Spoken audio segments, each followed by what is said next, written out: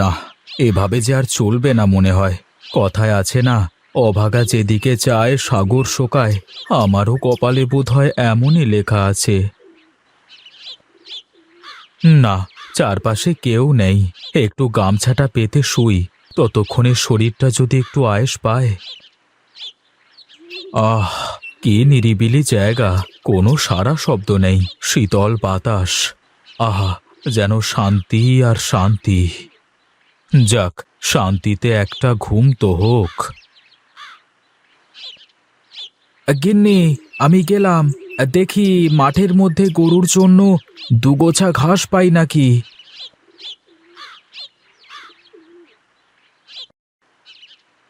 ওরে বাবা রে, এই মাঠের মধ্যে কি রোদ রে বাবা।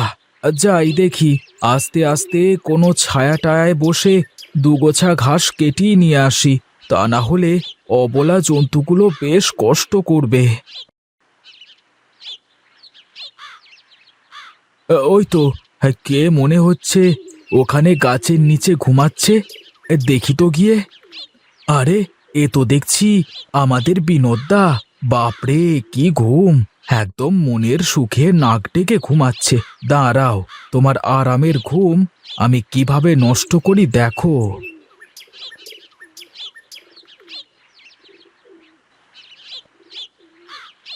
না না, বেয়াদবি করা যাবে না। ভালো করেই ডেকে দেখি।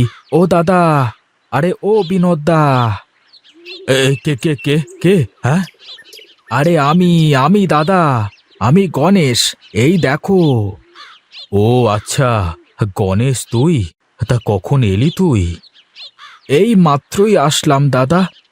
ভাবলাম যাই, মাঠের মধ্যে গরুর জন্য দুগোছা ঘাস কেটে আনি। বাহ, এই ভর দুপুর বেলায় কেউ ঘাস কাটতে আসে রে? তোর মতলব আমি সব বুঝি। আরে ধুর, কি যে বলো দাদা। সত্যি কথাই বলি, এখন কেউ মাঠে নেই। সেই সুযোগে তুই মানুষের জমি থেকে লাগানো ঘাস টাস কেটে নিয়ে যে খাওয়াবি? আরে না না, তুমি খালি বাজে কথা বলো। আমাকে দেখে কি তোমার অমন মনে হয় নাকি? ওসব কাজ যারা করে তারা কি আর চোখের সামনে আসে মানুষের? যাই হোক, তুমি ঘুমাও, আমি যাই। উচিত কথা বললে পরে খালি বেজার হয়। না, ঘুমটাই নষ্ট করে দিল। যাই দেখি, বাড়ির দিকে যাই এবার।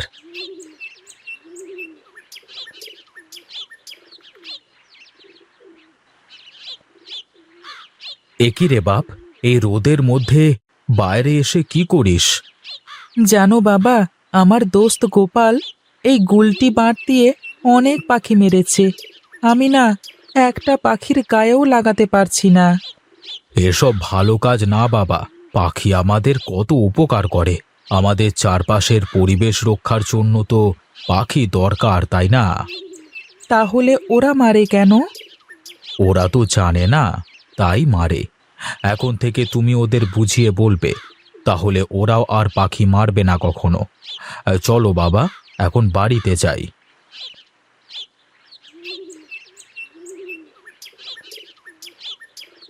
যা বাবা, ঘরে গিয়ে তোর মাকে বল খাবার বাড়তে। আমি পুকুর থেকে হাত মুখ একটু পানি দিয়ে আসি।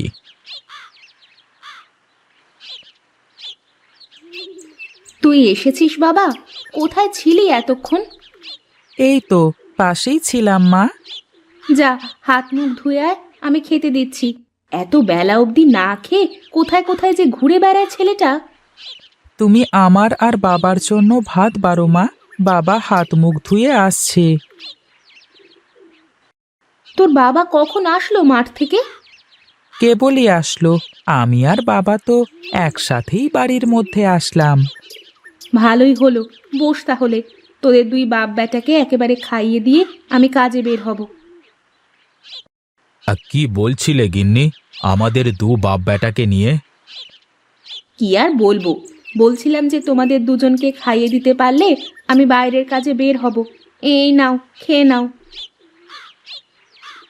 সব সময় এত কাজ কাজ করো, কি কাজ করো বলো তো দেখি আমাকে। তাই তো, তোমরা ছাওয়াল মানুষ, তোমরা কোনোদিন মেয়েদের কষ্ট বুঝতে চাও না। কই, তোমরা তো মাঠে একটু কাজ করে এসেই সারাদিন ঘুরে ঘুরে বেড়াও। আমাদের তো সেই সুযোগ নেই। খুঁটি নাটি সব কাজ সব সময়ই থাকে। হয়েছে হয়েছে, এখন তোমার এই গীত শোনবার সময় নেই। তুমি যাও, তোমার কাজে যাও দেখি। খেয়ে নাও তোমরা, থালাবাটি কয়টা গুছায় থুয়ে যাই, তা না হলে তো এভাবেই পড়ে থাকবে এখানে।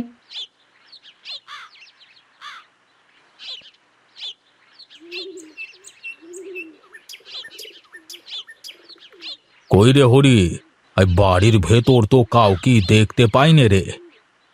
দাঁড়ান দাঁড়ান, একটা ডাক দিয়ে দেখি কর্তা। ঠিক আছে ঠিক আছে, তাড়াতাড়ি ডাক দে দেখি।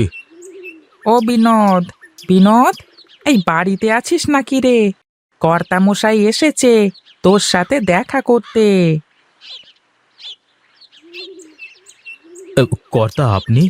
আসেন আসেন, ভেতরে আসেন, বসেন। এই না না, আমি বসতে আসিনি, আসলাম তোকে একটা কথা বলতে। জি কর্তা, বলেন কি বলবেন। আরে গত বছর তো কিছুই দিলি না, তার উপর আবার এবছর যে টাকা নিয়েছিস তার যা সুদ হয়েছে, সব মিলিয়ে তো অনেক টাকা পাওনা হয়ে গেছে। কর্তা, আর কয়েকদিন পরে এবার একেবারে সব টাকা শোধ করে দেব। এ কথা তো গত বছরও বলেছিলি, কিন্তু শেষ পর্যন্ত তো কিছুই হলো না। আমি বলি শোন, এই মাসের মধ্যে যদি টাকা দিতে না পারিস তাহলে তোর জমিটা আমার নামে লিখে দিতে হবে, এই বলে দিয়ে গেলুম। চল হরি। ওগো, উনি কি কথা বলে গেল? এত টাকা তুমি এখন কোথায় পাবে? যেভাবেই হোক আমাকে টাকা জোগাড় করতেই হবে গিন্নি, তা না হলে যে আমার বাবার একমাত্র স্মৃতি ওই জমিটুকুও হাতছাড়া হয়ে যাবে। ওগো, তুমি ভেঙে পড়ো না, সব ঠিক হয়ে যাবে। এত সার মাটি দিয়ে এত যত্ন করে মাত্র এই কটা লাউ ধরলো, আসলে আমার কপালটাই খারাপ, তা না হলে আমার সাথেই কেন এমন হবে।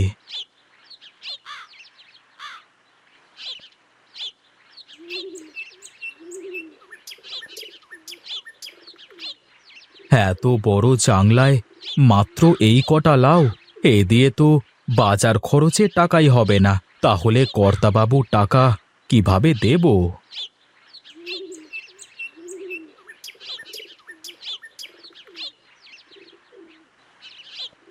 একটু জিরিয়ে নি, তারপর যাওয়া যাবে।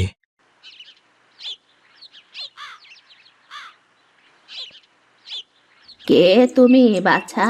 এখানে এভাবে বসে আছো কেন? আমি বুড়িমা, এই যে এটা আমার লাউয়ের জাংলা, লাউগুলো কাটলাম, বাজারে বিক্রি করতে হবে। বাহ, লাউগুলো দেখতে তো ভারী সুন্দর। সুন্দর হয়ে আর কি করলো বুড়িমা, এত বড় জাংলা থেকে মাত্র এই কটা লাউ, আর কদিন পরে হয়তো জমিটাই হারিয়ে ফেলবো কর্তামশাইয়ের টাকা শোধ করতে না পারলে। চিন্তা করিস নে বাপ, সব ঠিক হয়ে যাবে। তা তোর লাউ কত করে রে বাবা? কত করে আর হবে, তোমার টাকা দেওয়া লাগবে না, তুমি নিতে চাইলে একটা লাউ নিয়ে যেতে পারো। আমি ফ্রিতে তো নিতে পারবো না, তার জন্য তোকে কিছু নিতে হবে। এ কি বুড়িমা, এটা তো একটা মুখোশ দেখছি। হ্যাঁ রে, এটা তোর জাংলায় ঝুলিয়ে রাখবি, দেখবি তোর জাংলায় অনেক লাউ ধরবে, আর কেউ চুরি করার সাহসও পাবে না। আচ্ছা, দেখি কি হয়।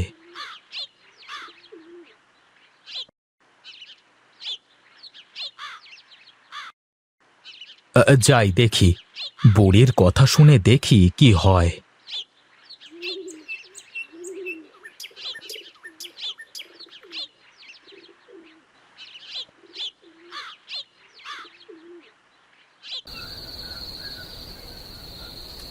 কি গো, এখনো ঘুমাওনি তুমি?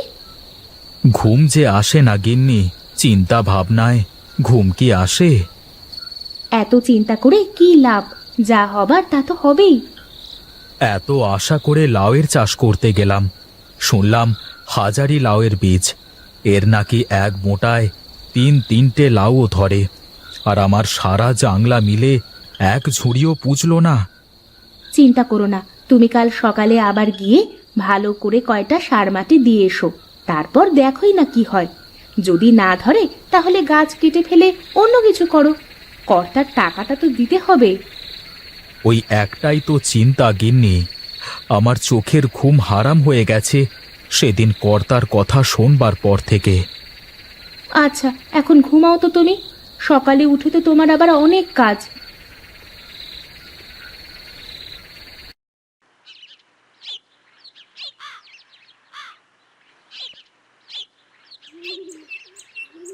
কি বিনোদ, কোথায় চললি রে এত সকাল সকাল?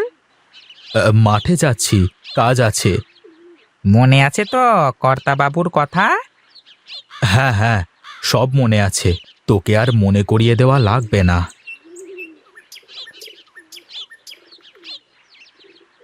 হ্যাঁ, কোথায় যাচ্ছ দাদা? তোমার তো কপাল খুলে গেছে গো। কি যে বলিস রে, ঠাট্টা করবার সময় না, এখন যা তুই।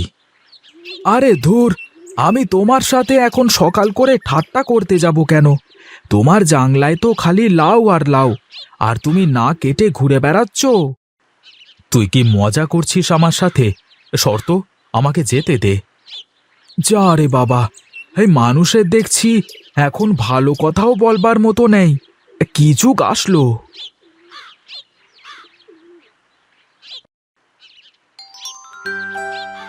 হে কি, এত লাউ কোথা থেকে আসলো? কালই তো সব কেটে নিয়ে গেলাম, এক রাতের মধ্যে এত লাউ, আমার তো কিছুই মাথায় ঢুকছে না। তার মানে সব কি এই মুখোশের তেলেজ মাছি? বুড়িমা আমাকে এই জন্যই তখন ও কথা বলে গেল। যাক, এবার তাহলে বোধহয় বাবার শেষ স্মৃতি এই জমিটা রক্ষা করতে পারবো। যাই, বাড়ি থেকে ঝুড়ি কাছি এনে সব লাউ কেটে বাজারে বিক্রি করে আজই কর্তার টাকা দিয়ে আসবো।